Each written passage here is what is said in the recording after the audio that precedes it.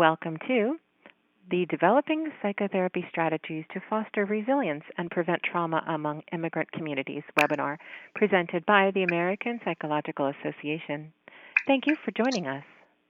APA is delighted to bring you this special webinar in which the presenters will discuss a set of psychotherapy strategies for working with immigrant communities, particularly DACA recipients. Let's begin with a few housekeeping notes. At this time, all lines are muted. If you require technical support, please submit questions within the Tech Support tab on the right side of your screen, not to be confused with the Q&A tab. You should be able to see the slides live. If you experience technical issues, please try to refresh your browser window or try a different browser. If you are behind a corporate security wall that has not yet approved this website for access, please contact your technical support team. To view the slides in full screen mode, click the screen icon next to Live. It's on the lower right side of the slide, and press Escape to exit full screen. To access the PDF files of today's slides, scroll to the bottom of your screen and click the link under the Handouts section. We encourage you to submit questions about today's topic through the Q&A tab on the right side of your screen throughout the presentation. Questions will be answered during the last 15 to 20 minutes of the webinar, and due to time constraints, we may not be able to answer all questions. If you'd like to re-watch this session, a recording will be available within 5 to 7 business days of the original air date. You will be able to access it from your course dashboard. To obtain the 1.5 APA Continuing Education credits offered for this webinar, you must click OK when you see the attendance verification box appear on your screen during this webinar. All you need to do is click OK. Remember to respond to all attendance verifications you see. You must also complete a webinar evaluation, so please stay online throughout the conclusion of the webinar, and you will see a pop-up appear on your screen with access to the evaluation. A CE certificate will be emailed to you and will also be available for download in your course dashboard. If you have any questions about continuing education credits, please email cpe@apa.org. It is now a pleasure to introduce today's presenter. Dr. Hermann Kadenas is an assistant professor of counseling psychology at Lehigh University. His research focuses on the psychology of undocumented immigrants and underrepresented minorities, particularly the critical consciousness and its links to higher education outcomes, work and career development, and psychological well-being. He leads an immigration collaborative across 9 divisions of the American Psychological Association and the National Latinx Psychological Association, which brings together undocumented communities and psychologists nationwide. He identifies as an immigrant and is formally undocumented. Welcome, Dr. Kadenas. Thank you very much for that introduction. Welcome, everyone.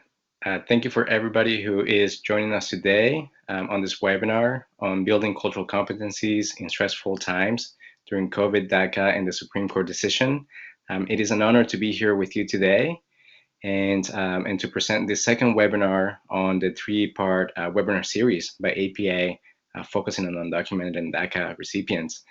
With us today, we have a group of wonderful and really qualified presenters who are going to be sharing with us not only their skills and their expertise, but also their backgrounds and experiences as immigrants themselves.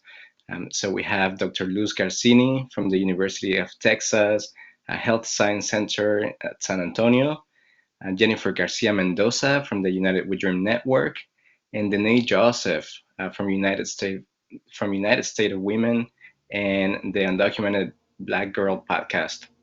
So welcome to the 3 of you. To start, I want to ask you a question to get to know you as presenters a little bit better. What brings you to this work on the professional and personal levels? If you can share with us today, what brings you to this work? whoever would like to start. Thank you, Herman. Hello, everybody. This is Jennifer Garcia, or Jenny. I am representing United We Dream Network today, and I'm really happy to be here. I am undocumented and unafraid. I got here to Albuquerque, New Mexico from Chihuahua, Mexico, when I was 8 years old. So I have been here for 17 years so far. I got involved with the immigrant rights movement after the Trump administration. And after the 2016 election, because I felt the need to be in community through these challenging times, right? And so what brings me to this work is the empowerment of my roots, the love for my people, and the love for my family and for myself. Hi, everyone. My name is Danae Joseph, and I'm an immigrant rights activist and organizer from Belize, Central America. As one of the 700,000 DACA recipients here in the United States of America, I can't really separate the work that I do as an individual and the work that I do professionally because it's so tied to my lived experience. And so what other people may see as an incredible professional career, I just see as a fight for my survival and my ability to thrive in this country that I call home and that I have called home since the age of 7 years old. Thank you. And I am Luz Garcini, and beyond what I call my costume as an assistant professor, I am a Mexican immigrant. I arrived to this country 27 years ago without many resources, actually thinking that it was a temporary move, running away from political violence in my country. I came here with my 2 little kids for probably what I thought was going to be 6 years, and it's been already so many years here. And as an immigrant myself, I did not speak English. I had no education. We came without any economic resources. My sister later on came also undocumented. I was not undocumented, but my sister was. And then what happened is I started seeking services at an immigrant organization, and I fell in love with the help that was provided to our family. And then I started volunteering for them, and that's how the magic started. And it has been a wonderful adventure. And I describe it as I have the best job in the world every day because it gives meaning and purpose. Wonderful. Thank you for sharing that. It's truly an honor to be here with the three of you today and to get to hear about your stories and learn about your experiences. To share a little bit about what brings me to this work, I'm also an immigrant, formerly undocumented. I'm originally from Venezuela and was undocumented for about 9 years because there was no pathway for me to gain access to legal status, as is the case for the 11 million undocumented immigrants in the country. But I was very privileged in that I was able to access status through a family petition. And I used to live in Arizona, which became ground zero for anti-immigrant policy. And through my time there, I became involved in immigrant rights and eventually went to get my PhD at Arizona State University and to do my clinical work working with undocumented students at the University of California, Berkeley. So I was there for 2 years.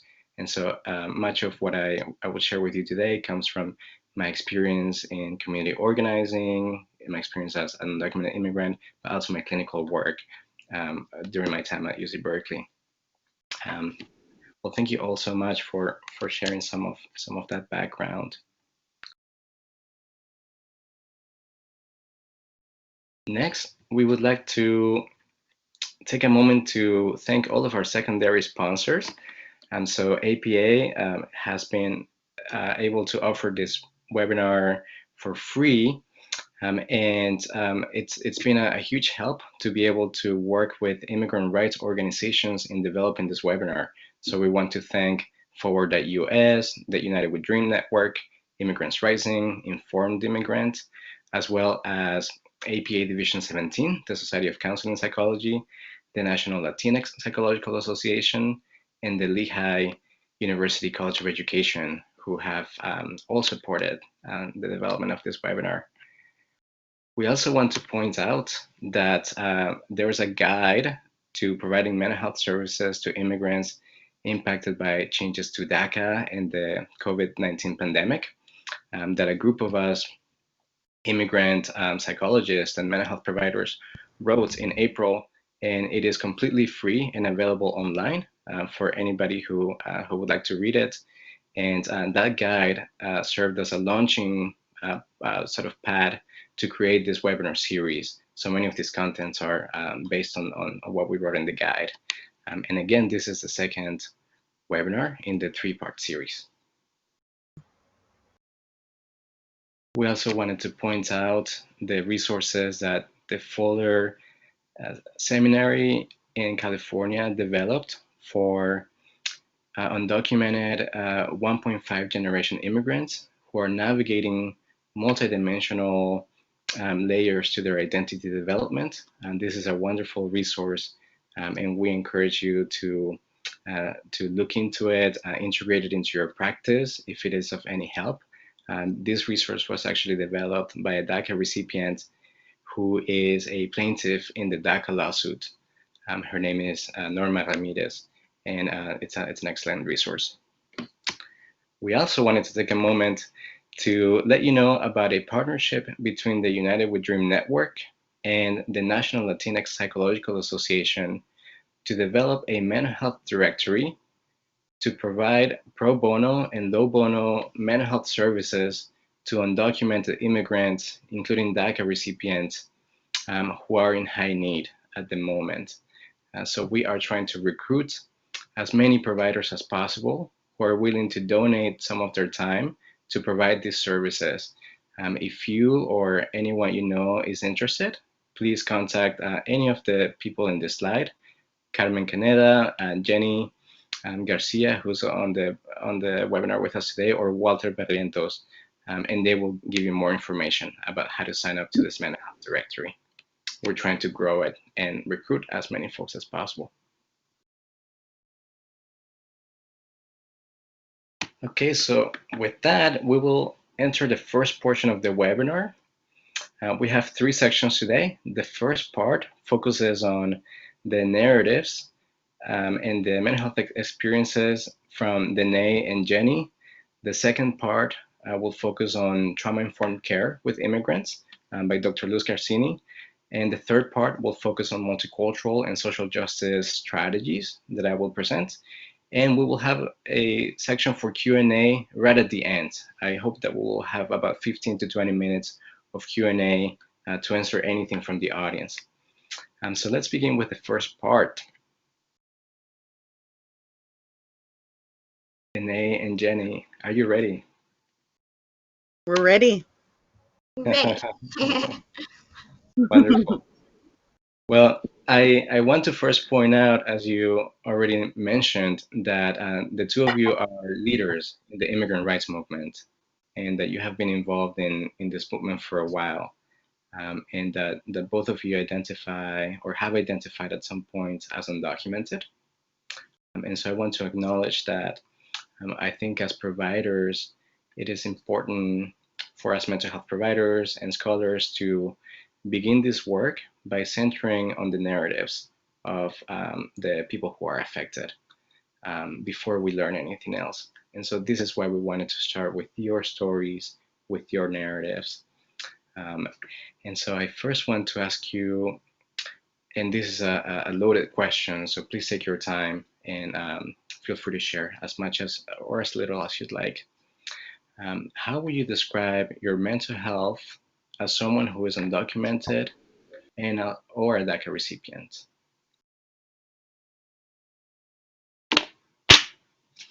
Well, Herman, thank you so much for that question. I think one of the most common themes that we see as DACA recipients in this country and as immigrant people is this sense of anxiety as far as not knowing what the next step is going to be for us in this country, right? And that this is a place that we've called home, some of us from 3 months, some of us from 1 month old. And then, you know, this is the place that we call home. This is the place that we've been able to create lives for ourselves and for our families. And so when you have those years. For Jennifer, she mentioned 17 years. For me, since I was 7 years old, so it's been 18 years. And when you've established those types of ties to communities and those types of roots, and you see an administration like this one that is just so reckless in their use of language and hateful rhetoric that harms our community, it is hard not to feel overwhelmed. It is hard not to feel anxious. And sometimes it is difficult not to feel enraged, right, about what is taking place to our communities. When you're able to look on the TV and you see things that are trauma inducing, when you see children on the floors of these modern day concentration camps, you can't look away, right? So that is also trauma in itself, as you're expected to take on. And oftentimes there's no trigger warning that is attached to these images, these very violent images, right? I think of the photo that was circulated on, the end of last year of the father and son laying, in the river. And images like that tend to stick with you no matter what happens. Whether a decision is positive or negative, those images will never leave my mind. I think about it on a daily basis. And so because of that, there's often no solace, right? And then I think, addition to, the immigration piece, I'm a Black woman in America, right? So Black woman, immigrant, like, whoo, you've tripled down, as far as the marginalization of our communities, both historically and contemporarily, and what that means for generations that have never been able to see any real healing, because we're constantly having to be on the attack, right? We're constantly having to defend ourselves and our mere humanity to individuals who don't feel as though we should exist. And so when I think about it from that perspective, right, there is no normal mental health position for us, because in order for it to be normal, we would also have to have a normal state of affairs, right? And you can't have that when you're constantly under attack. And for me, one thing is literally the next. And when you think about the movement for Black lives, and you think about the immigrant rights movement and all of these things that are happening simultaneously, it can't be ignored, right? And so to that, I just think about the intersections of those lived experiences. And I think about my community, because oftentimes what will happen is there has been a purposeful pitting of the 700,000 of us against our 11 million undocumented brothers and sisters. And what you'll hear people say is, oh, but you're okay. You have DACA, right? And so because you have DACA, there's an expectation that everything is all right. And for me, if some of us aren't well, then I too am not well, right? I can't look at this as being a monolithic issue. I can't see myself in isolation from the rest of the immigrant community. And so because of that, there's always a level of uncertainty, of anxiety, of just not feeling as though your positionality is consistent, right? So things are always up in the air. And there is something that does to an individual when you're no longer able to feel as though you're fully in control of your own life, of your own destiny, right? And so that's very uncertain.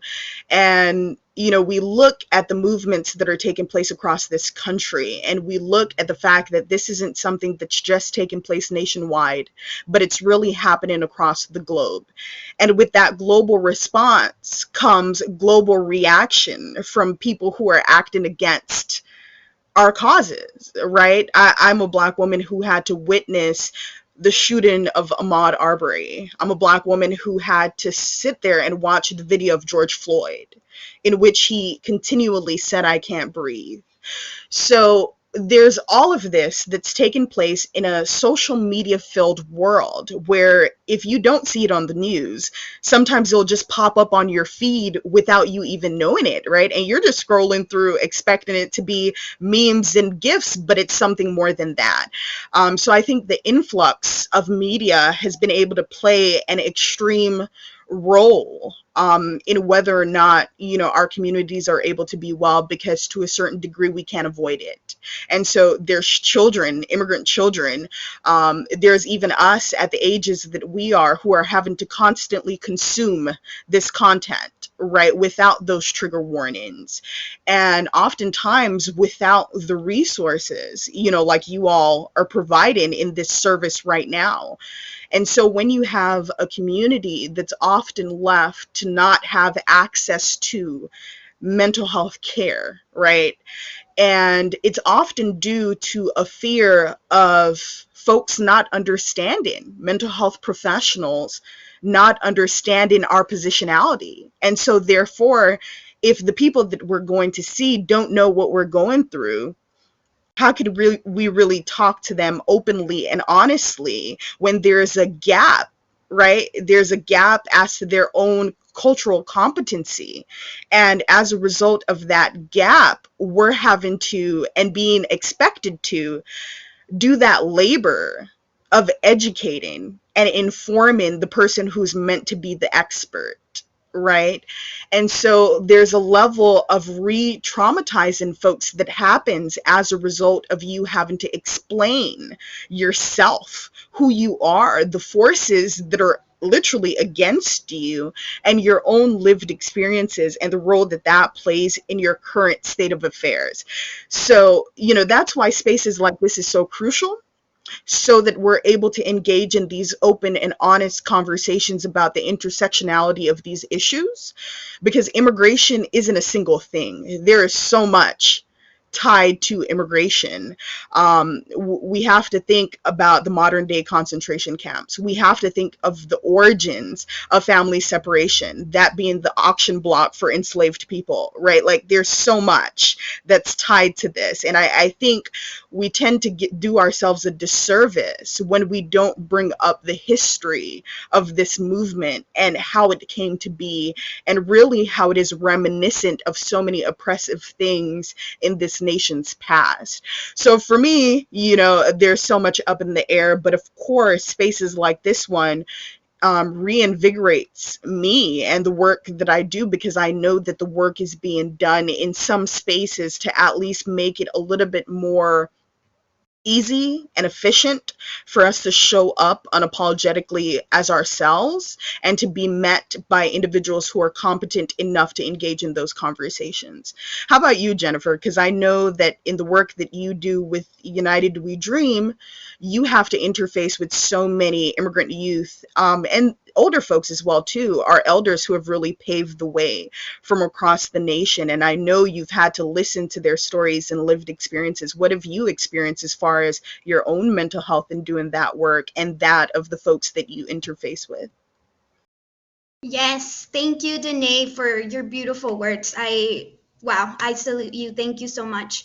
I think, in terms of describing our mental health, that can be really difficult. I would say it's a roller coaster of emotions every day. And it looks different for every single one of us. I've had to redefine my mental health every day, right? As many of you know, we got a victory through the Supreme Court. But we could only enjoy it for so much because a rescission memo is also on its way. And so it's this feeling of like feeling in limbo and not being able to really process joy and victories right now in this moment, because we are just afraid of what might come. And honestly, just living in fight and flight response, and what that does to your body and to your mental health. And in terms of like really addressing our mental health within the community, it's something that we're learning. And it's like a cultural shift that's happening, right? Because as many marginalized communities, and especially immigrant communities of color, mental health is something that it is not even thought of. You know, it's a privilege to address mental health. So I think for the younger generations, it's changing for us, and we are paving the way as we go. And we are creating the spaces for ourselves to be able to address mental health and you know, teach mental health providers about the needs within the community.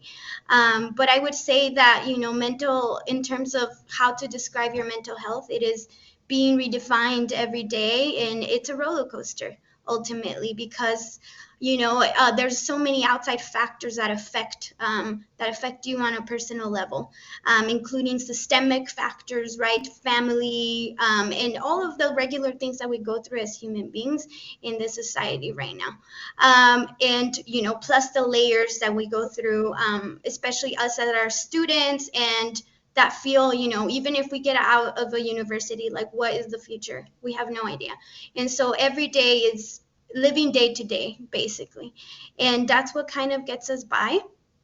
And our mental health is something that we are paving the way for our future generations to have a space to be able to address this, because we deserve it. We deserve to heal and to grow as a community and to continue to be resilient. Mhm. Mhm. Thank you both so much for those very honest and very thoughtful, complex answers. Um, I want to echo back a couple of things that really stood out in your responses. And thank you so much for sharing your experiences with the audience, with everybody who's watching today. I know that all of this is very personal, and it takes a lot of courage to be able to share it on a platform like this that is so public. So thank you for doing that. I A couple of things that really stood out to me that I want to make sure that we emphasize. It sounds like there's traumatization and re-traumatization as we see offensive, aggressive um, things about immigrants in the news, but also the horrors of the immigration system, people who have died, who have been victim of enforcement. Um, it sounds like the systemic um, uh, pieces are not pieces that we can ignore because they're so prevalent. So the systemic racism that impacts communities of color, the systemic sexism, gender-based violence, the violence based on immigration, and the intersection of the systems. It sounds like that's something that we need to consider as providers. So I wanted to highlight those things. Danae, you mentioned the history that we need to, as providers, we need to know the history. We need to understand the policies, and we need to do the groundwork ourselves, so that we don't put that burden on you um, and the clients that we're serving, and that we need to do some of that work ourselves. That really, clients shouldn't be educating us um, on these policies. So I really appreciate you naming that. And Jenny, I really appreciated what you said about mental health, the mental health culture changing within our communities, and that there's a shift. And so this is an interesting moment for many providers to join the community and be part of that shift, and hopefully demonstrating cultural competencies. Um, I wanted to slow it down for a moment, and I want to ask the audience if they could pay attention to how they're feeling right now in their body, and if they can do an internal scan. And I will ask you to do that too, if you're okay with that. Let's do an internal scan to see if we can identify how we're feeling in this moment, and if we can uh, put a name to it, if we can name the emotion that we're feeling right now. I know that for me, I'm feeling many things in this moment, but I'm feeling unsettled, feeling that this is all pretty overwhelming, and so feeling a little bit of maybe stress, right, and kind of seeing the scope of the issue. what about for you to, and Luz, feel free to join as well if you would like to name how it feels to hear the narratives and the stories.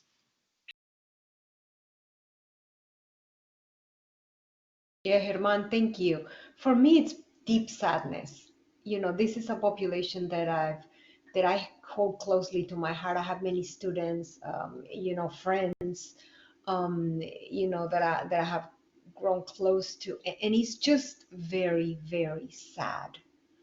Um, it keeps me motivated for much more that we have to do, and we have to change the status quo. But I would have to say, if I have to describe it in one word, it's deep sadness, and in a sense of what are we doing? Why don't we know better?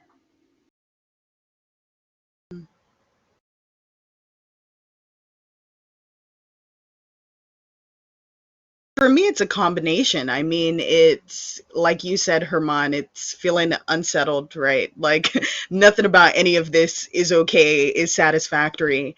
But I'm also feeling that sense of like, I don't know if adrenaline is the right word, but it's like something in you that kind of want to kicks you into action, right? Into flight and wanting to do something to address what is going on, these conversations, these spaces. So it's a combination, but it's also a sense of ease in knowing, one, I'm not alone in my lived experiences, right? That this is something that Jennifer also echoes. And I know that our stories aren't, just for ourselves. It's also that of other people who have felt the same things. And just knowing that there's a community who has our back, and knowing that conversations like this are happening, right? So it's a healthy combination of everything at this point. Thank you, Danae, and everyone for sharing. Yeah, I would echo Danae. I was a little anxious before, but actually, I feel very empowered to be in this space and for women of color, Black women, to have the spotlight, right, and to be able to share. I think we deserve it, and I think that it is empowering to share our stories and to let people know like what is actually going on. This is a real human being experiencing real experiences, and so I think it's more than anything empowering, and we're changing the culture all around, and through just like our survival and through our existence. And so I feel empowered and I feel very grounded in my experiences as an immigrant woman of color. Thank you for sharing that. Thank you for sharing. All right. So as we move forward, I know that there's a mix of emotions, right? As we hear these stories, there's sadness, it can be overwhelming, there can be adrenaline, we might feel like jumping into action, there might be empowerment, we might feel good, right, about being able to share these stories. So I'd like to encourage everyone, including the audience, to keep this in mind as we move forward, and also to pay attention to how we're breathing, right, as we continue, so that we can regulate some of that. I know that helps me when I'm listening to the news or when I'm watching something really traumatic, to kind of pay attention to how I'm breathing. So I want to ask you, you did a wonderful job at highlighting for us the intersectionality of all of these systems of oppression and just how complex the experience is for undocumented and DACA recipients when it comes to their mental health. I want to ask you, how have you developed your own resilience? Is there something that helps you? Is there anything that helps you recharge, re-energize, cope, and move forward? Thank you, Herman. I can answer this, and then we'll let Danae go after. But yeah, I think it's been an exploration journey. And I think what I have found most healing is finding my community and finding, those people that can relate to your experiences. I think that has been the most healing aspect of my journey and my healing journey and my mental health journey is finding my community and finding those like-minded people who want to take action with me. But because ultimately it's like all this energy that's being built up in your body, right? That you just need to get it out somehow. And through actions, through protests, through organizing, that's how I have found my healing. That is how I am able to take out all the negativity and turn it into like something positive, turn it into something empowering, because I wouldn't be able to do it alone, honestly. Like, we need each other and we need community, just as the social human beings that we are. And before finding my community, I was going through a really hard time, and especially after DACA was rescinded, I felt the huge need to just be with people that were like me and that were feeling these super extreme emotions, right? Because no one in that moment could understand where I was coming from, but someone who was experiencing it as well. And that to me was like beautiful and a transformational moment. It was a moment that I found my tribe, that I found my people, and being able to sit together and process like all this negativity. I apologize. And yeah, it's been really empowering through protesting and organizing. I think that in itself is healing. I And absolutely agree. I absolutely agree with the perspective of protest as a form of resilience and building resilience. If any of you who are a part of the audience or even this panel haven't been to a protest, I recommend that you go to the closest one. And I say that because I think the depiction of protests via the media versus what it actually is completely different spaces. If you've ever wanted to feel as though you're a part of something bigger than yourself, a protest, a rally, a march is the best place to be. When I tell you, when you go on the ground and folks are literally providing medical attention on the ground, are asking you if you need anything to drink or to eat, or literally just forcing things in your hand, right? Because they want you to be well. There's nothing quite like it, right? And I agree with that. I think a lot of folks need to maybe do more research, right, as to how community is formed by way of those spaces that folks traditionally might not look at as being community building spaces, right? And a form of therapy for many folks who might otherwise not be able to access it. And in addition to that, I'm able to build my resilience by way of the teachings and the words of, my ancestors, or even the people who paved the way for us to be here today. I read a lot of James Baldwin. I read a lot of Mother Maya Angelou. I read a lot of Toni Morrison. I think back to the work of Harriet Tubman, Dr. Martin Luther King. There's so many people, Angela Davis, right? A living icon that is still on the face of the earth, to be able to, showcase those lived experiences that she's had and rise above continuously. There's nothing that allows you to build resilience more than someone like that, who's able to look to the contemporary movement and tell you that the work that we're doing is valid and completely feasible, right? And I think to people like John Lewis, right, who has often stood in solidarity with us as immigrant rights organizers and activists, and that is empowering to know that there is this cross movement solidarity and building that is taking place. That in itself is powerful and allows me to know that we're really not alone, right? The things that we're dealing with isn't an isolated incident or isolated experiences. They really stem from history and from previous generations who have fought that good fight, right? And many of which are still standing, hand in hand with us in that work. That is powerful in itself. And that is what really allows me to know that I'm not alone, and that, we actually have some hope, because these folks are able to guide us through it and really serve as, lived, historians who are able to tell us this history. So that is what gives me hope and builds my resilience each and every day. Thank you. Thank you both. I love that you mentioned the hope, that through all of this, you find ways to cultivate hope. I really, really appreciate that. And I appreciate sort of the way in which culture and history and the elders and their writings, their lessons are empowering and help you build resistance and resilience in the way in which community organizing, activism, resistance types of activities also help you cope and help you develop that resilience. And also what Jenny mentioned about being in community, finding people like you, being able to sit with them and letting them take care of you and take care of each other. Really appreciate those comments. So to close this section, what would you say mental health providers can do to support a movement for immigrant rights and for Black lives? What can we do to support a movement?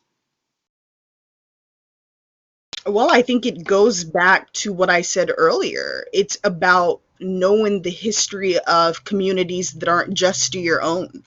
I think, bias is real.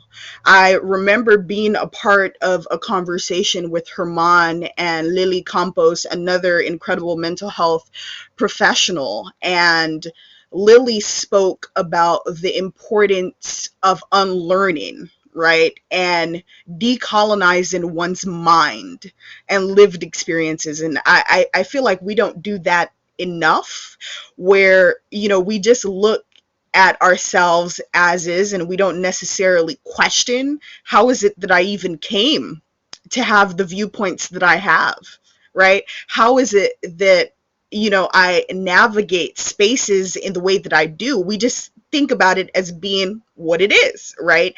And we think that, we formulated ourselves.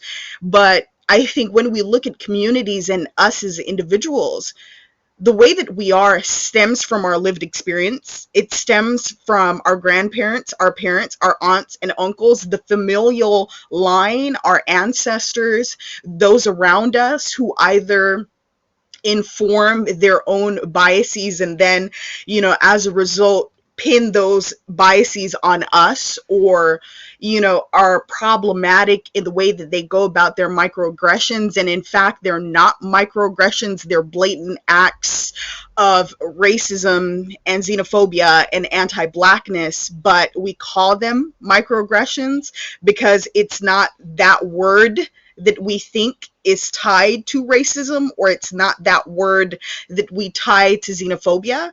So there's a lot of unlearning that needs to happen, and we really need to give life to calling these things by their rightful name and not diluting them to just microaggressions, because I feel like when we use that term to describe things that are outside of what we consider to be blatant, we take away from folks' real experience and the way that we internalize it, because in some ways microaggressions are far more detrimental to our mental health and our way of life, because they happen so frequently, right? In some cases, these things are happening day by day, hour by hour, especially if you are a part of traditional workplaces, right? In which communities literally like ours, right? We are Black, Latinx, women of color, all of these things that weren't expected to be a part of spaces even like this one. So there's bound to be microaggressions that happen as a result of our positionality in spaces that weren't meant for us. And so mental health professionals really need to do some unlearning as well too, and see how they came to be, because I know the idea is that as mental health professionals, there's supposed to be a level of, not using your own lived experiences to formulate how you treat a client, but it's kind of impossible, right? You are who you are due to the 20 or 30 or 40 or however many years that you've lived openly and honestly as yourself, and you bring that to the table. And so in those conversations, there's an importance of decolonizing your mind to really look at history as it is, not just from the textbooks, right? Because remember, when we think about science, when we think of what it is and its modern iteration, we have to think, especially if we think about the medical industry, it literally was not made for people like you and I, and especially Black women who were expected to be the subjects of many of this testing and drugs and experimentation, right? And so with that, it just really requires cultural competence on another level. And that means understanding of indigenous history as well too, a history that you won't necessarily find in those books that are given to you to do your coursework. And so it requires going directly to the communities that are impacted and recognizing that, as someone who attended a UC institution, UCLA, I know that research institutions can only do the work that they do if those individuals are in the position to have the research being done about them. If you are an underrepresented community member, you aren't in those spaces. Thus, the reason why it's so hard for folks to look at undocumented and Black people as having a major role in this movement, because all of the studies that are done aren't taken into consideration that there's other immigrants who aren't Latinx, and more specifically who aren't Mexican, because we tend to make an association that immigration isn't just a Latinx issue, right? That's a bigger thing, because you have an administration, you have a country, and you have individuals within this movement who just see immigration as a Mexican issue, right? And so as a result, any community that is outside of that umbrella is left out. And so when I think, to wrap up, of what that means when there's 11.5 million people and approximately 619,000 of that 11.5 are undocumented and Black, the research doesn't give justice to our community. It doesn't take into consideration that just because we aren't the majority in numbers doesn't mean that we're not disproportionately impacted by systems. And knowing that Black immigrants formulate the vast majority of detention and those who are deported, and understanding that as a result of the research not being done on those communities, Black immigrants are often left to suffer, and to suffer in silence. Right. And so we really have to think beyond the research and look into these individual communities, and to dig deeper aside from the traditional textbooks, aside from the traditional terminology, and aside from the normal historical context that you might have been given in the clinical work that you do, to learn about the communities in which you're hoping to serve. So it requires a lot of unlearning. Long story short, it requires a lot of unlearning, a lot of decolonizing of one's mind, a lot of, tackling traditional research and really doing your own, and going directly to those who are impacted by those issues. That's excellent. Thank you for that honest, very honest answer, Danae. It sounds like as mental health providers, as researchers, as medical providers, psychologists, and so on, we need to be better at decolonizing our minds, unlearning some of the things that we may have learned that are harmful, exploring our implicit biases. And by the way, the first webinar in this series goes deeply into that. How do we as providers challenge some of those implicit biases so that we don't so that we're not microaggressing our clients, and also the research. We need to look at research, where it comes from, with a critical eye, and examine the power dynamics within research, so that it is not used as a tool for oppression, but rather as a tool for healing and mental health. Thank you for that, Danae. Jenny, what do you think we need to do in mental health to support the movement for immigrant rights and the movement for Black lives? Yes, and first I want to thank Danae because thank you for educating us and for really highlighting these important aspects, right, of immigration. Immigration is a Black issue as well. And yeah, I think aside from doing the really deep work of unconditioning, unlearning, which I think will probably take a lifetime, right? I think it's also staying educated about like the current policies going on, and how that may be affecting the community. Staying tuned, staying woke with the news, staying aware of many of the policies right now with the current administration and how that's like literally added layers of anxiety, stress, and fear. So it's about staying educated on learning, as Danae said, that's huge, and staying educated in the current moment, being aware that although like although history has proven us over and over that oppression is still very much present. It's super important that we acknowledge how those systems are impacting the undocumented community right now. And like I said, like the roots of how it all began. And so I would say stay educated about the current policies, the current administration, and yeah, also vote for the people that will empower these communities, but most of it is about unlearning and relearning. Wonderful. Thank you, Jenny, for reminding us to vote, to reminding us to engage civically, right? And elect individuals who we think are going to create policies that will foster healing and will address health disparities and that are impacting immigrants of color. Thank you for reminding us of that. Wonderful. So with that, I can't thank you enough for sharing your stories and sharing so honestly with us. I think we all have so much to learn from you, from the community. We will have more time at the end for Q&A so that the audience can ask more questions from you.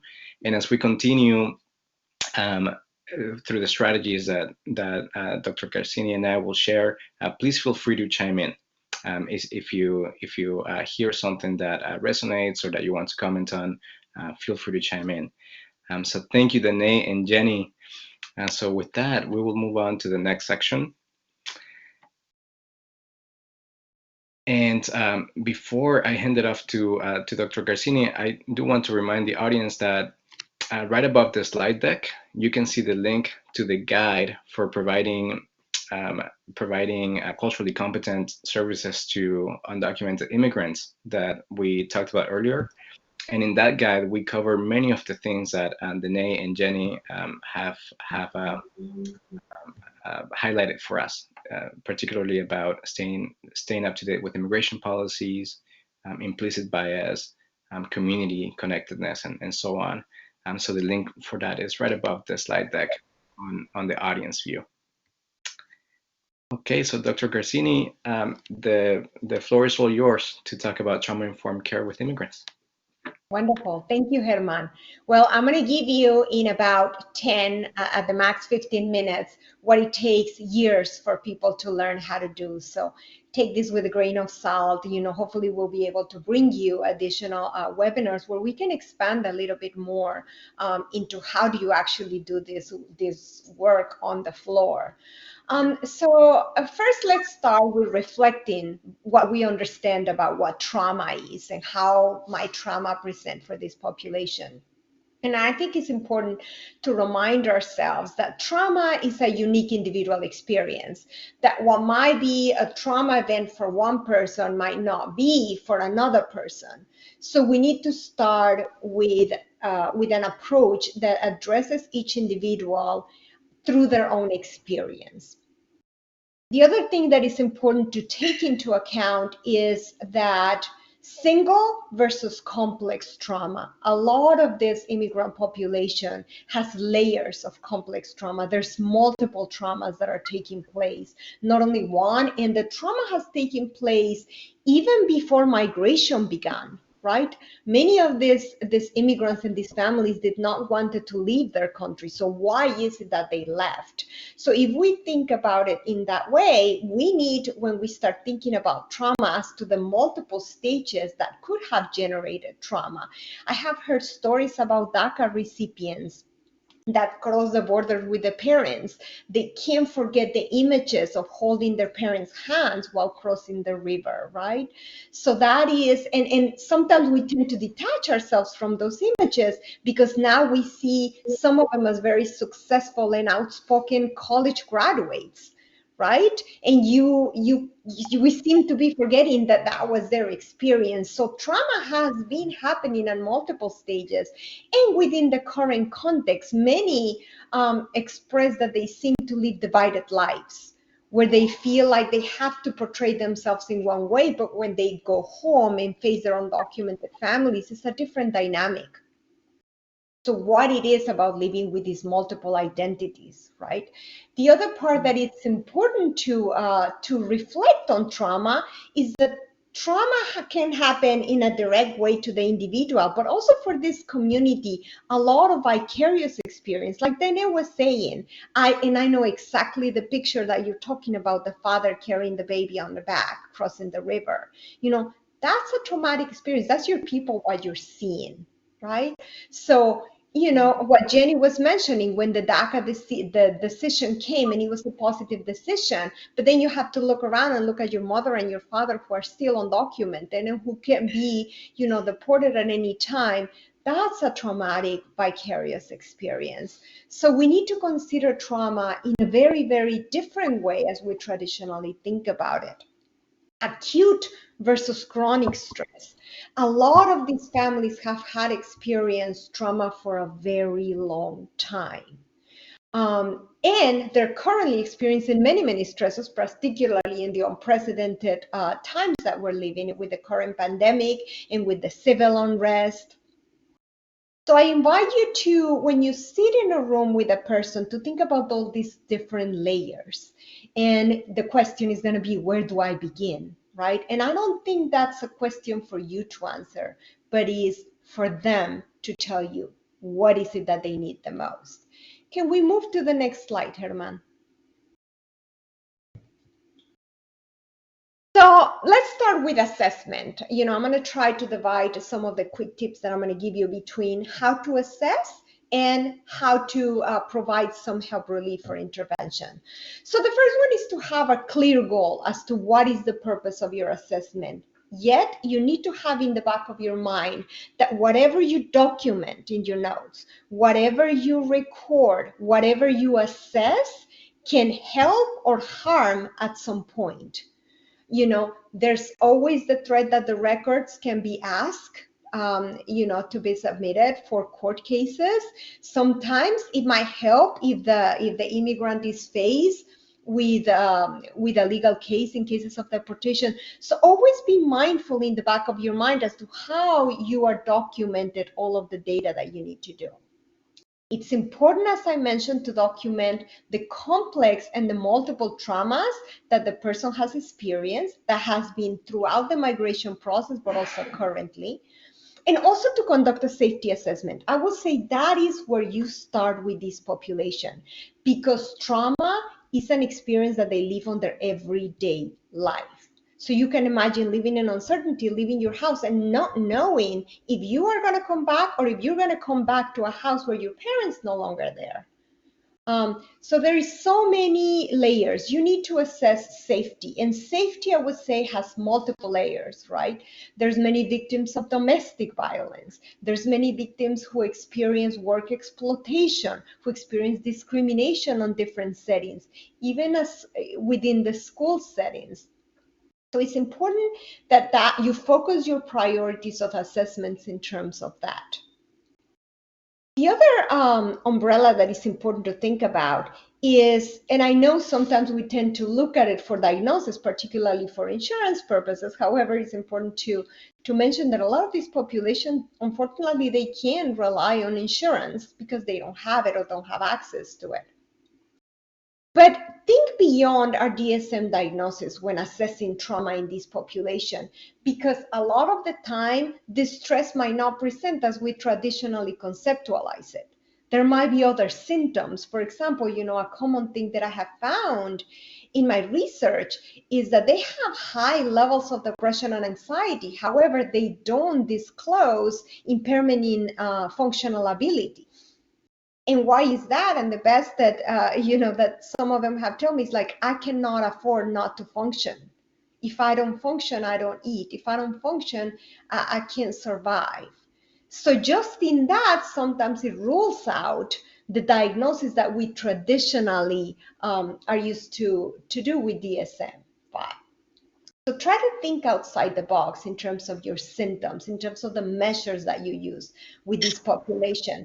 One thing that will be helpful is right now efforts led by Dr. Alfonso Mercado is to put together forensic guidelines evaluation to conduct immigration evaluations. And even if you're not doing forensic evaluations, once they come up, hopefully within the next few months, please take a look at them, because they will give you a lot of keys and constructs that are important for you to consider as you're doing assessment with these populations.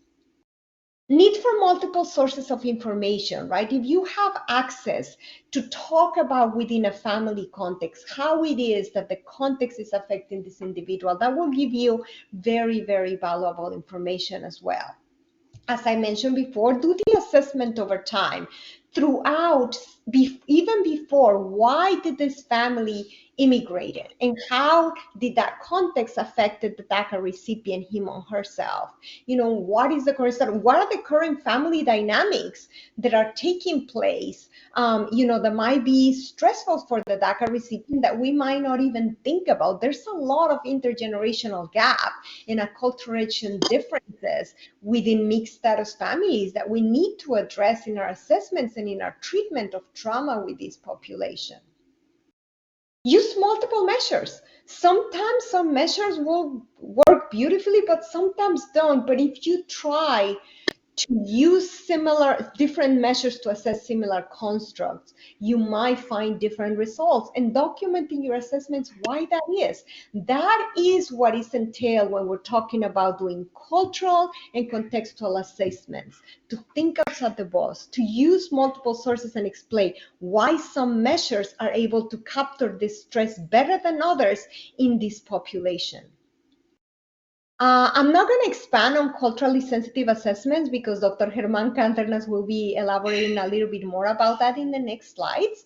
But contextual considerations, like I mentioned, think about what is it in their everyday lives. And, Jenny and Nene gave us a beautiful description as to what their lives were.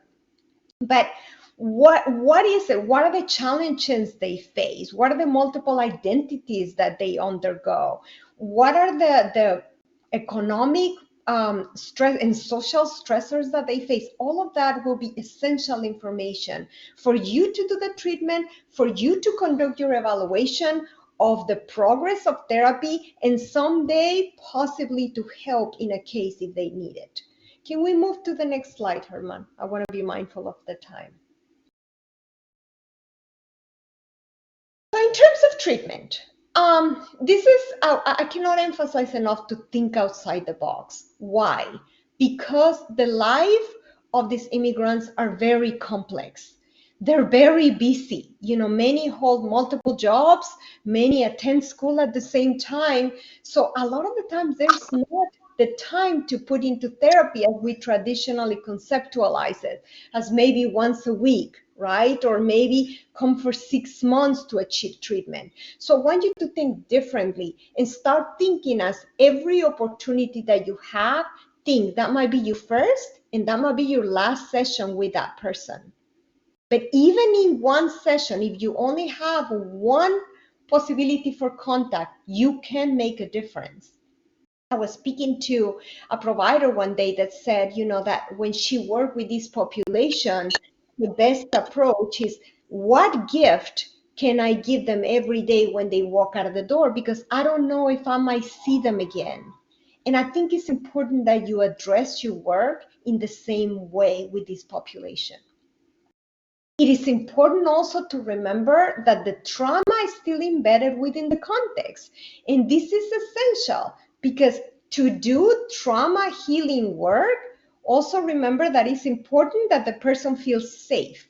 That's the step one to be able to heal trauma. And unfortunately, a lot of our immigrants are not safe.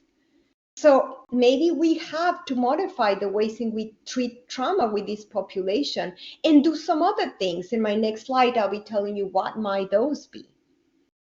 As I mentioned, complex and multiple trauma, where do you start? And I think that's when we need to ask our clients, what is the thing that's causing you most distress at the moment? And don't be frustrated if the next session, if you get lucky to get more than one session or several sessions, the primary concerns are going to change. Because like they were saying, they're used to live their lives on a daily basis, one day at a time. And if it's about crisis management to help them navigate and breathe better every day, then you're doing a good job. That's what your job is going to be. That's what maybe healing trauma with this population looks like. Avoidance. We tend to think of avoidance, when we're doing therapy as a bad thing that we don't want. We don't want our clients to avoid talking about this stress. We don't want our clients because they need to face the trauma and able to heal it. Well, unfortunately, because this population is still at risk and experiencing trauma, avoidance might be a helpful strategy. And as long as you can raise that awareness and be okay, that avoidance can be helpful at the moment and give them their space and the time to decide when it's time for them to heal and that you're just there to support them, you're making a difference. Competing needs, as I mentioned, the needs might change on the next session, on every session. On one session, you might have 3 different priority needs that need to be addressed, particularly right now with everything that we're facing at the same time. Be flexible, be patient with that. And providers' competency. I saw fascinating questions as we were talking before on the chat and reflections for people saying, oh my God, I feel so bad now that I asked them to tell me their story and to reflect. That's a beginning. That's just acknowledging that limitation of yourself is a beginning of your self-confidence or improving your competence. Reading about it, attending seminars like this is great steps that you can take, and a lot of the time it's okay to sit down with our clients and says, I am sorry, I do not know the answer, but maybe we can find it together. Because they want honesty. That's what they want. And they also want someone who can present their vulnerabilities to them because they have been vulnerable for so long. Do we move to my last slide, Herman, please? Thank you. So in terms of treatment recommendations, the first one is to avoid assumptions. We tend to think of sometimes because we see a lot of the DACA recipients at the forefront with, high educational degrees and very outspoken, and that everybody fits the same mold. And I would say with immigrant populations, it's very different. We have many different subgroups. We have many different stories. So we need to think about what is that person's experience that might be different. So start by not assuming what you know about this population might apply to everybody. The other one is to establish trust, and I think when you look at that, how do you build trust with someone? And I would say the first one is to start thinking about the approach that we were taught by Carl Rogers, right? When we think, what are the basics of genuineness and acceptance when you sit with clients in the room, positive, unconditional positive regards. We have to go back to how do you build empathy in a room with someone and how to let go of, maybe I don't look, my life experience is not the same as yours. The color of my skin might not be the same as yours, but we're sitting in a room with hope and we're sitting in a room with a desire to make a change. Let's do it together and build a partnership with them. And yes, you're going to have to ask sometimes, teach me about yourself because I want to learn about you. It's okay that you don't know everything. strategy you work, but that will also help build a relationship with them. We talk a lot about re-traumatization when they're telling the story. Don't push for it. Wait for them to tell you the story. It will come. And keep it realistic. Don't put overarching goals of therapy. Maybe the therapy is just going to be dealing with one thing at a time or with a crisis. Like I said, because you don't know if you're going to be able to hold that therapy for how long. One area that I find is essential for us to do with this population is psychoeducation. That's what I feel between building trust and psychoeducation, we can do so much difference. And the first one is even starting with the therapy process. What is a therapy process like, right? And it's not that there's something wrong with them. It's because the external environment has imposed so much pressure on them that their body is reacting. So contextualize it in that way. So help them learn about mental health stigma, and how to think of therapy as a different way, as an opportunity to live a better life. Psychoeducation in terms of how to learn to recognize their symptoms of distress. What does distress look like? Many of them have lived running from one activity to another and are so busy not to feel what it is that they need to feel. Help them recognize emotions. Teach them about emotions. Teach them what to do with it. There's so many layers of psychoeducation that you can do with this population that I think that's where we can make a big impact. The other one is try to use strength-based and resilience focus. These kids are gifted in resilience. They have been through a lot and they know how to fall and they know how to get up over and over and over. Remind them, build them on their own strengths. Remind them how strong they are. And if they cannot name them, start helping them to remind where that strength comes from, because that will carry them through any trauma and through what's coming and through living with uncertainty. One of them asked me, how can I learn to live my life in 2-year intervals, which is the time that takes to renew their DACA permits? And the best thing is if they remind themselves of who they are, of how they have carried themselves through this time, maybe those 2-year intervals won't matter because they're stronger than that. But we need to help them with that. Teach about coping skills and help them discover their own coping skills and what that looks like for them. What is it? Is it religiosity? Is it spirituality? Is it engaging in physical activity? Is it sleeping better? What are the triggers of the stress? Maybe problem solving. A lot of the time is assertiveness too. How to learn to say no, because people tend to come and overload, and even our own families, right? To ask more, how can you help us navigate systems? How can you be the cultural brokers for a family? So how do we do that? Sorry, can we go back? I'm almost done. I think the slide just jumped. Thank you. Help build support systems. Help them identify what kind and what sources of support are helpful for them. We tend to think there maybe are families, but a lot of the times, maybe the families might not be the appropriate support system from some of them, because they have to do a lot of the work for the families. So where can I find those support? And how can they build them? And how can they network? Sometimes, in cases there might be, and this goes back to the psychoeducation, when the distress is severe, we might need to do some work about talking about medication approaches and what that looks like. Consider families' approaches if you think, and if the client thinks that will help them. I think that could be essential, because there's a lot of family pressure among DACA recipients and among mixed status families, and a lot of the time they don't talk about it. Sometimes we feel very uncomfortable stepping outside our roles. But in many times we're going to have to do it. Sometimes we're going to have to do some tasks that look more like social work, right? Or like spiritual leaders. We're going to have to learn. We're going to have to bring resources. We're going to have to point them to where to go and what to do. So prepare yourself with that, and take care of yourself. It is not easy work. It is not easy work because it hurts to listen to the stories.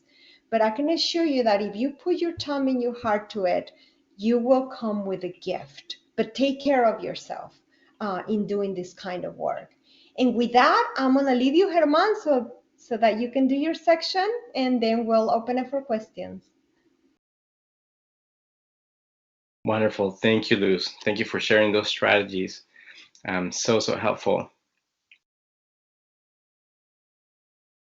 So we'll go into the next wave of strategies, building on what you shared, Dr. Garcini, and also on the stories and the recommendations from Jenny and from Danae. We're going to talk a little bit about more specific multicultural and social justice competencies that we can use in this work. And I just want to let the audience know that Danae's having an issue with her video, and it's not working, but she's still with us. She's here on audio, and we'll have some time at the end for Q&A. So first, I wanted to point out this model for multicultural and social justice competencies that comes from the work of Ratz, Zinch, Nassar, Macmillan, Butler, and McCulloch in 2016. And this is a model that I really appreciate. I think it can be really helpful in practice, and it builds on the work of Dr. Su and Dr. Arredondo from the 90s on multicultural competencies, and it really expands this work.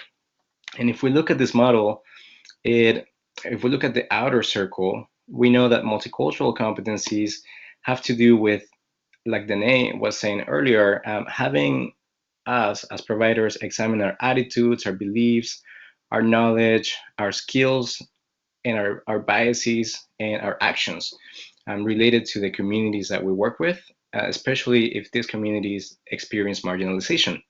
And as we know, immigrants and undocumented immigrants experience heightened marginalization. So something that I love about this model, if we look at the horizontal line, it basically presents a spectrum from clients who experience marginalization to privilege. And we can assess where our clients at the individual level might fall in terms of the experiences. Maybe they experience gender-based privilege, but then they might face marginalization based on their immigration status.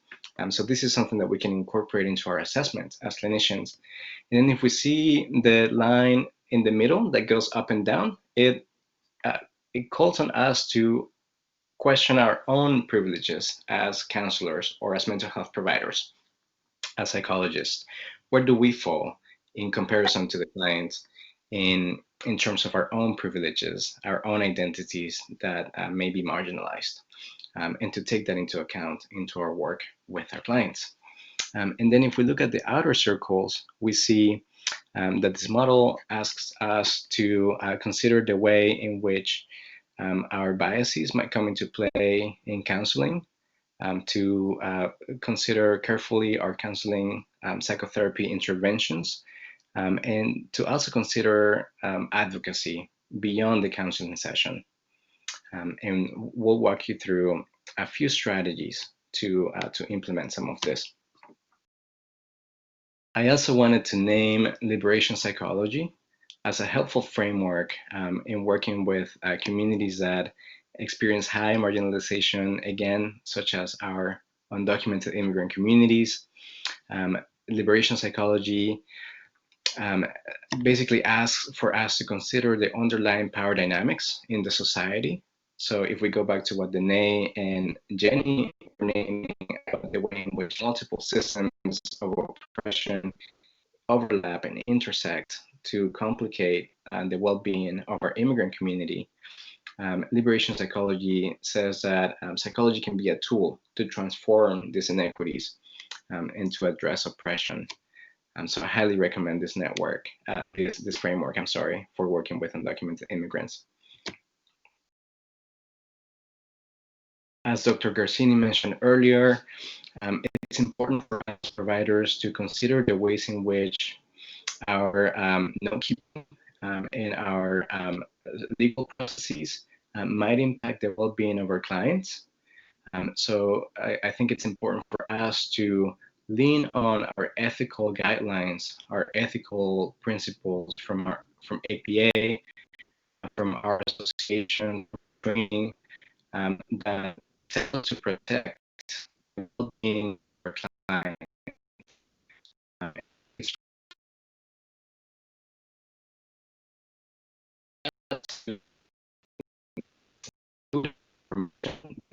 It's clients. And so we have some examples here: immigration status and language that can be used to rather protect Hi, their Herman. information. I apologize, Herman, but we lost you there for maybe the past 30 seconds. So if you could repeat back some of the information you said. Sorry to interrupt. Oh, sorry about that. Can you hear me now? Can you hear me Herman, now? it's still breaking Yes. up a Okay. bit.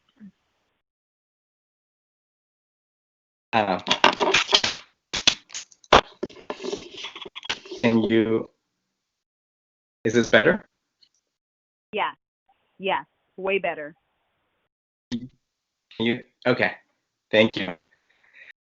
Thank you. And so we have some examples here for language that can be used to protect clients' personal information in record keeping, and so that the information that we include is not used against clients in any sort of way. And I said earlier, I don't know if it came through, that providers, it might be important for us to be able to lean on our ethical codes to protect the well-being of our clients, particularly with record keeping. And it's important to make it very clear to our undocumented community that we do have laws protecting their confidentiality, but that there are limits to that confidentiality, and to make it very clear that as providers, we are not going to share their information with ICE, with immigration officials willingly, and to make it clear to them how we are willing to protect them. Some institutions develop policies for how to do this, and folks in individual practice, private practice, might also come up with their internal policies and procedures to protect records, and to make sure that they have the legal support that they need to protect clients. So a couple of culturally sensitive interventions, and this is building again on what Dr. Garcia shared with us, and also what Danae and Jenny shared with us. Cultural humility can be really helpful, and this means that as providers, we don't have all the answers, even if we have read about a particular population, and we have read research about them, that each person is the expert of their own experience, and we can be humble as providers, and we can be curious about their experience. But even with so much training, we're not the experts of any community. As providers, we can see culture as a strength. Often we learn from educational systems and in training that cultures or anything that is not conforming to the normativity, the mainstream culture, is deficient or weak or different. And as providers, we can reframe this in our practice to see culture as a strength, understanding that language can be a strength, and there might be clients who might be more comfortable speaking in a different language. So whenever a provider is bilingual, perhaps trying to incorporate bilingual services in their practice. The tone and the egalitarian way in which we approach our practice is perhaps something for us to be mindful of as well. That it's important to establish an egalitarian relationship where power differentials are minimized, and where clients can have as much control and as much agency over their treatment as possible.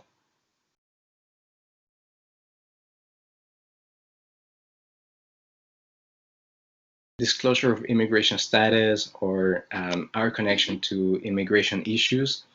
This is something that I have found helpful myself, in that this is appropriate when working with immigrant clients to share how you are connected to the immigrant experience, whether you're an immigrant yourself, your family, or a recent ancestor of yours, so that the client can know that you have a connection to this experience and that you're not completely removed from it.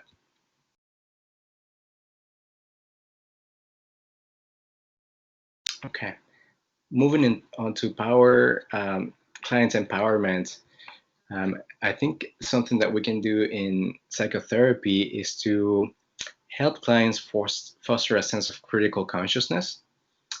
Research is actually showing that among immigrants, critical consciousness is linked to higher political agency, higher educational outcomes, and critical consciousness can also serve as a coping mechanism, particularly in the face of discrimination and high social oppression.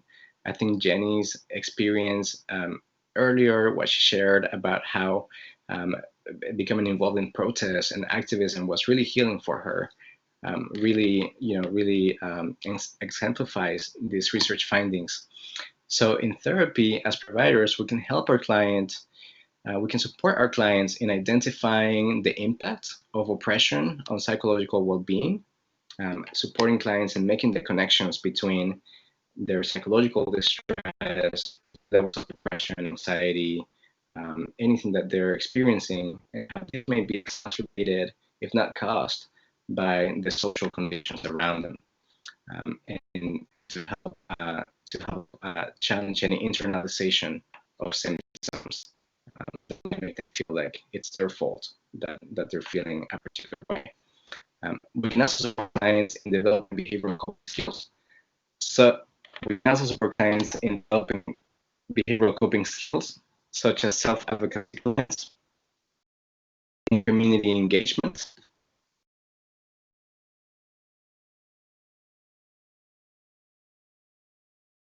We lost you, Herman, again.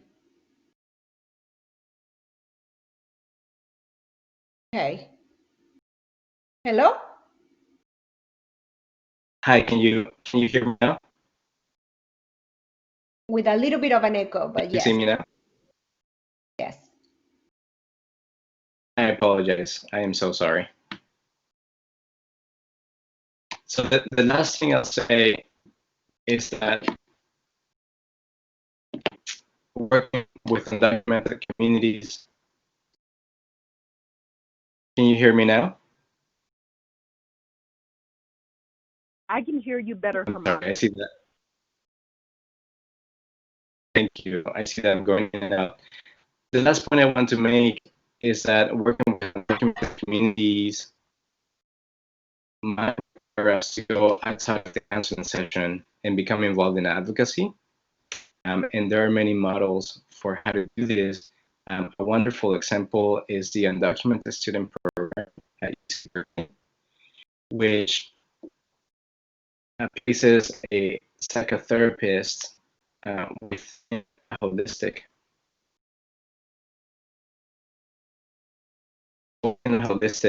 level of support services to support undocumented immigrants. Can people hear me okay? So maybe we can move to the wrap up, because I see in the time we only have 2 minutes, so that you're cutting off a lot. I've been taking some of the questions from the chat, and I could answer them, if that will be helpful. I think some of the first one is people are asking what is the name of the person in charge of the team that is putting together the guidelines for immigration forensic evaluations. That's Dr. Alfonso Mercado, and I'm part of his team as well. And actually, these guidelines will be presented at our upcoming APA conference. So look forward to the programming. I know we're going virtual. because they will be presented there, and I think they will be very, very helpful for your work. The other one, I saw a question that says, what are some helpful strategies that we can do with one shot? And I think as I mentioned, and as Dr. Cardenas mentioned, safety plans are essential. Leave them out the door with a safety plan if at any moment they don't feel safe, or they feel that their families are not safe, or they're experiencing high distress. The other one, as I mentioned, psychoeducation. Help them identify the symptoms, help them identify the triggers, help them identify coping strategies, help them identify support systems that they can use. And the other one, help them look for resources and help them how to find reliable sources. And I think if we have any closing questions for Danae and Jenny,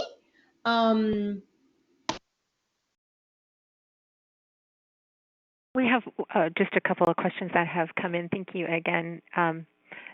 One of our questions is, as a white American therapist, how is it best to approach knowing the history and context of immigrant and racial issues ourselves so that clients are not responsible for teaching us and are not re-traumatized with making sure we ask for their individual story while not acting like we understand everything already? If you could just give us a real quick wrap up on that one.